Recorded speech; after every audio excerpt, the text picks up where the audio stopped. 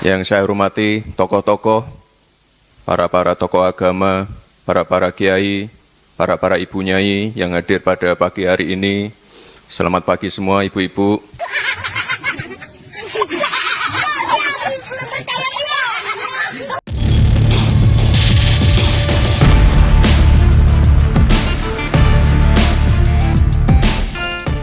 Bung Rocky ini sekarang lagi viral di beberapa video ini dari anak beranak nih antara Pak Jokowi dan Gibran.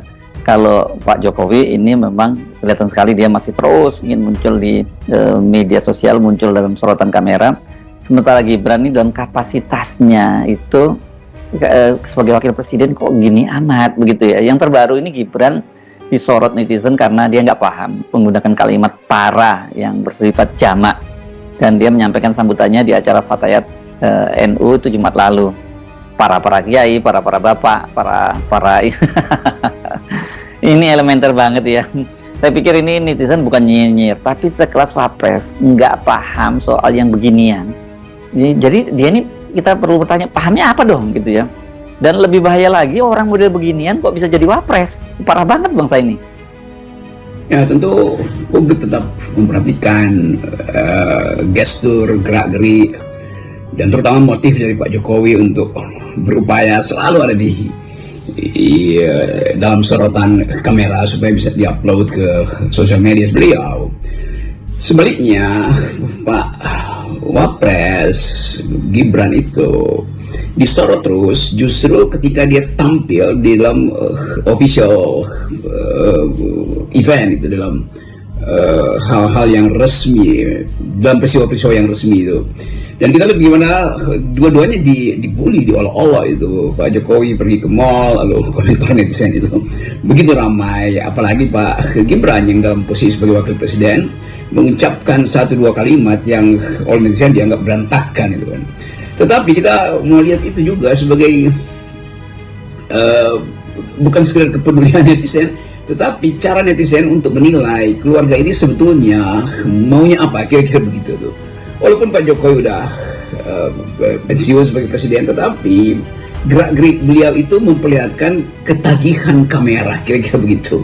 Demikian juga saudara Gibran yang masuk pesawat tiba-tiba disorot di kursi ekonomi, dan kemudian kamera berpindah lagi bersorotan pada beliau lagi memberi briefing atau sambutan dalam suatu acara, lalu mulai diperhatikan betul oleh netizen bahwa kalimatnya itu para balas segala macam itu. Jadi kelihatannya bahwa selalu ada bahan untuk dijadikan semacam kajian yang kita sebut sebagai keseharian dari tokoh-tokoh di dalam dinasti Pak Jokowi. Jadi saya kira itu akan berlanjut karena tetap kepedulian netizen justru hendak diperlihatkan pada publik bahwa ada satu keluarga yang tidak berhenti dengan ketagihan kamera atau edik terhadap pemberitaan. Saya kira ini netizen juga nggak salah banget ya kalau kemudian membuat perbandingan yang terdekat itu dengan Pak SBY, karena bagaimanapun juga kan Pak Jokowi dengan Pak SBY ini sama-sama 2 periode, dan kemudian Pak Jokowi itu menggantikan Pak SBY. Tapi kok kualitasnya jadi jauh banget ya gitu ya.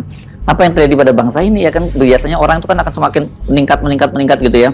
Kalau sekarang dapat presiden yang bagus, ke depan harus lebih bagus. Ini benar-benar downgrade kita ini sekarang nih dengan Jokowi. Apalagi setelah kita menyaksikan bagaimana Jokowi setelah tidak menjadi pejabat presiden, itu beda sekali dengan Pak SBY yang lebih menarik diri dari sorotan publik dan lebih mendorong anak-anaknya misalnya tanpa mengganggu menjadi ketua umum. Terus sementara Pak Jokowi masih terus tampil dan cawe-cawe.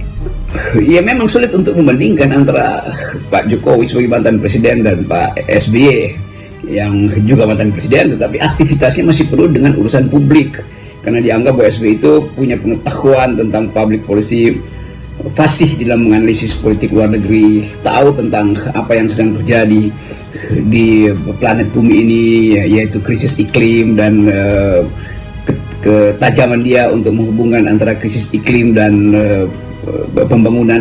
Kan semua itu jadi semacam ya tentu selain aktivitas privatnya itu melukis dan membuat lagu, tetapi itu menunjukkan bahwa ada sesuatu yang bermutu yang akhirnya orang terapkan untuk melihat seseorang yang dalam posisi mantan presiden, kan itu cara menilai atau menapis apa sebetulnya daily activities dari Pak SBY itu. Sebenarnya Pak Jokowi tentu tidak punya kapasitas itu, karena nggak mungkin Pak Jokowi balik lagi pada kegiatan awalnya itu ngamplas-ngamplas meja atau memandori pabrik mebel beliau kan.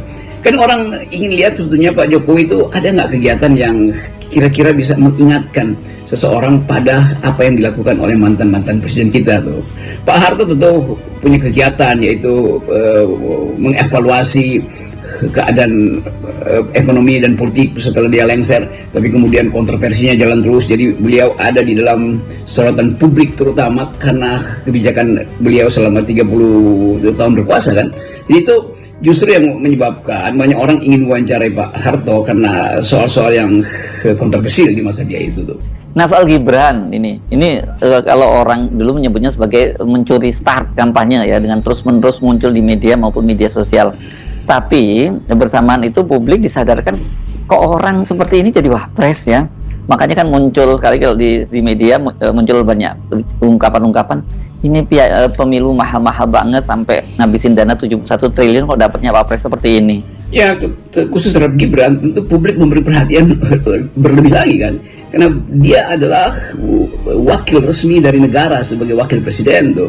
Lalu mungkin jurnalis asing memantau Indonesia mulai membaca kapasitas dari Gibran, tetapi sepertinya itu dianggap sebagai yang penting ada berita gitu kan, mau bikin ngaco atau kata Ibu Mega aut-autan pun tidak ada soal di situ, yang penting kamera ada terus. Jadi melekat di situ keinginan untuk tetap hadir di dalam perbincangan publik, walaupun sebetulnya mungkin sekali beliau pun Pak Gibran tidak tahu, tidak ngerti bahwa dia itu lagi dibully sebetulnya. Yang penting ada laporan dari tim media dia bahwa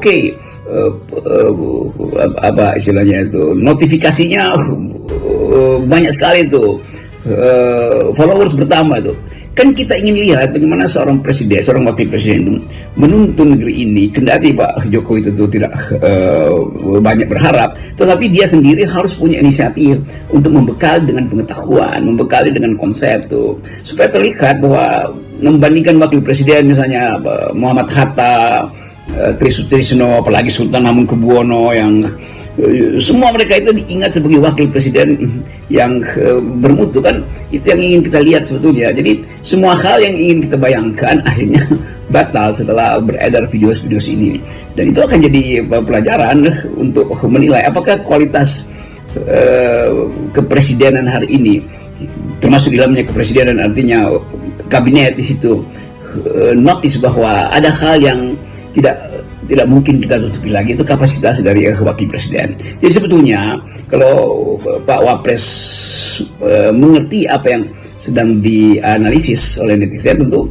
dia mulai paham bahwa ada hal yang dituntut lebih dari situ. Tapi sekaligus mungkin publik menganggap ya kami tuntut lebih juga, ya udah segitu batasnya kan. Jadi masa lalunya tetap akan dibicarakan melalui, sekarang mulai banyak lagi yang mempersoalkan jejak pendidikan dari Pak Gibran, lalu Fufu-Fafa tetap ada di dalam sorotan publik. Nah, kita selalu melihat bagaimana sebetulnya negeri ini hendak mempamerkan pada dunia satu perbandingan yang timpang antara mereka yang elite hari ini dan elite di zaman Orde Baru misalnya, yang ya pasti pinter-pinter karena teknokratisnya jalan, kendati politiknya otoriter. Apalagi di zaman demokrasi parlementer, di mana semua menteri itu berpikir, semua menteri itu terlibat di dalam kekuatan gagasan tuh. Dan bahkan Bung Hatta mengatakan bahwa menteri kabinet itu ada otonom karena dia harus mengucapkan pikiran atas dasar kapasitasnya, bukan sekedar menerima perintah dalam sidang kabinet. Soal-soal inilah yang memungkinkan kita mulai was-was bahwa ya, Indonesia sebetulnya sangat kekurangan kaum yang berpikir. Standar intelektual Gibran, saya kira kita bisa menyebutnya menyebutnya hanya seperti itulah yang mau tidak mau yang kemudian ini berdampak pada Pak Prabowo.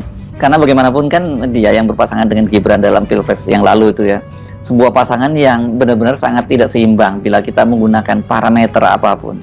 Ya pada akhirnya tagihan akan dikirimkan pada Pak Prabowo kan. karena beliau yang menggandeng Gibran. Tentu akan ada penelitian sejarah atau ahli politik yang harus menunjukkan analisis satu waktu nanti apakah Prabowo menggandeng Gibran supaya beliau jadi presiden atau dia diminta oleh Pak Jokowi untuk menggandeng Gibran. Itu biarkanlah itu sebagai spekulasi akademis saja tuh. Tapi per hari ini tetap sorotan adalah semacam sebut aja tekanan pada Pak Prabowo bahwa kok begini kualitas wakil presiden, kok begini kualitas beberapa menteri, dipelihara bahwa seolah-olah kepresidenan itu tak tersentuh atau tidak boleh dievaluasi. Saya kira itu udah batal dengan sendirinya, karena apapun yang diperlihatkan dari dalam kabinet itu memang harus dibongkar, dibaca dan dikritisi oleh publik, oleh netizen. Jadi kalau masih ada yang disebut ternak Mulyono ini saya pakai istilah yang beredar di sosial media itu merasa terganggu dengan analisis kritis dari beberapa atau sejumlah pengamat. Itu menunjukkan bahwa mereka sebetulnya tidak juga tahu apa yang menjadi arah dari bangsa ini. Kan itu intinya tuh. Jadi yang masih menganggap bahwa ya kan Jokowi udah bikin ini, Jokowi udah bikin itu. Iya, tetap itu kan suara atau bahkan suara dari mesin yang berisik hanya karena tidak paham apa yang terjadi di dalam kultur politik. Apa yang seharusnya diucapkan oleh para pemimpin berbasis pada perbandingan dengan pemimpin sebelumnya tuh, kemampuan Pak Karno, kemampuan Muhammad Hatta. Jadi semua itu menjadi semacam cara publik untuk melihat kok ujungnya akhirnya seseorang hanya berbicara seolah-olah dia paham, fura-fura faham alias fufu fafa.